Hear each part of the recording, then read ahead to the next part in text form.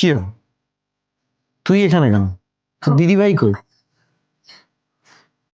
বিনয়, বিনোদা, দি- আমি আসতে চাইনি, দিদি বলে পাঠিয়েছে। কেন? আরে বল কেন? দিদি তোমার সাথে আর কোনো রকম যোগাযোগ রাখতে চায় না। উম, তুমি প্লিজ দিদিকে আর ফোন করো না, কোনো রকম যোগাযোগ রেখো না। কারণ উম, দিদির বিয়ে ঠিক হয়ে গেছে। দিদি চায় না তুমি দিদির সাথে কোনো রকম কন্ট্যাক্ট করো। ছ্যাবলামো হচ্ছে নাকি? মানে কুচবি মানে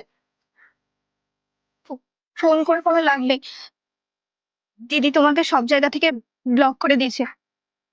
আর বলেও দিয়েছে যদি তুমি কোনো রকম ঝামেলা করো, সিন ক্রিয়েট করো, তাহলে তো তোমার এগেনস্টে দিদি কেস করবে।